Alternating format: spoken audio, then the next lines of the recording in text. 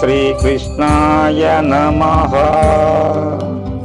భగవద్గీత 5వ అధ్యాయము కర్మ సన్యాస యోగము 23 నుంచి 29 శ్లోకాలు భావాలు.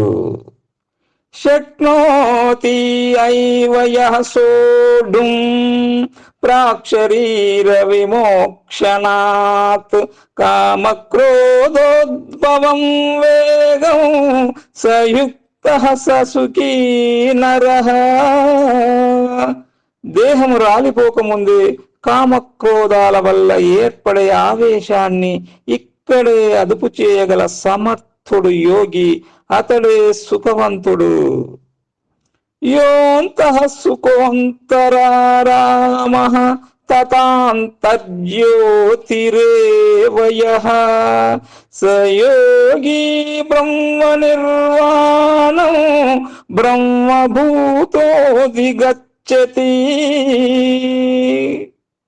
అట్టి యోగి అంతరాత్మయందే సుఖిస్తాడు, ఆత్మయందే రమిస్తాడు, ఆత్మ ప్రకాశంతో శోభిస్తాడు, బ్రహ్మస్వరూపుడవుతాడు, బ్రహ్మరూపమైన మోక్షాన్ని పొందుతాడు. లభంతే బ్రహ్మ నిర్వాణం ఋషియః క్షీణకల్మషాః చిన్మయిద్వైదాయతాత్మానః సర్వభూతహితే రతాః. ఋషులు పాపరహితులు, సంశయరహితులు, జితేంద్రియులు, సర్వభూతముల హితమునందు ఆసక్తి పరులు, వారు బ్రహ్మానందాన్ని పొందుతారు. కామక్రోధ వియుక్తానాం యతీనాం యతచేతసాం అభితో బ్రహ్మ నిర్వాణం వర్తతే విదితాత్మనా. యతి పురుషులు దేహం ఉన్నా లేకపోయినా మోక్షరూపులే. వారు కామక్రోధాల నుండి విడిపడిపోయారు, మనసును స్వాధీనపరుచుకున్నారు, ఆత్మను తెలుసుకున్నారు. స్పర్శాన్ కృత్వా బహిర్బాహ్యాన్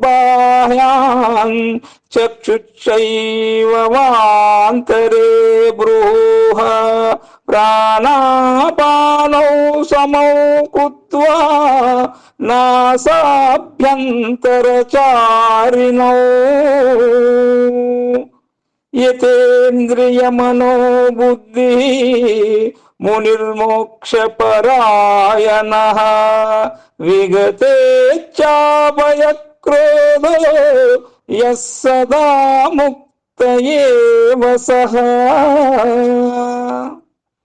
బాహ్య విషయాలను బాహ్యలోనే ఉంచి కనుబొమల మధ్య దృష్టిని సారించి ముక్కు లోపల సంచరించే ప్రాణాపాన వాయువులను సమము చేసి ఇంద్రియ మనోబుద్ధులను నియమించి కోరిక, భయము, క్రోధములను విడిచిపెట్టి మోక్షమే ప్రధానంగా భావించువాడు ఎప్పుడూ ముక్తుడే. భోక్తారం యజ్ఞ తపసాం సర్వలోకమహేశ్వరం సుహృదం సర్వభూతానాం జ్ఞాత్వా మాం శాంతిమృచ్చతి. అర్జున, నేను యజ్ఞ తపస్సుల ఫలమును అనుభవించేవాణ్ణి, సర్వలోకములకు ప్రభువును, సమస్త ప్రాణులకు మిత్రుణ్ణి. ఇలా నన్ను తెలుసుకొని శాంతిని పొందు.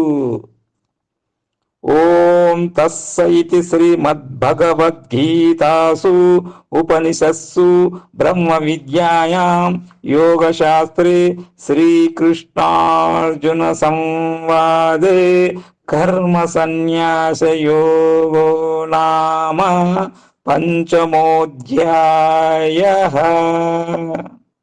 ఈ విధంగా ఉపనిషత్తులు, బ్రహ్మ విద్య, యోగ శాస్త్రము, శ్రీకృష్ణార్జున సంవాదమైన భగవద్గీత యందు కర్మ సన్యాస యోగమనే 5వ అధ్యాయము.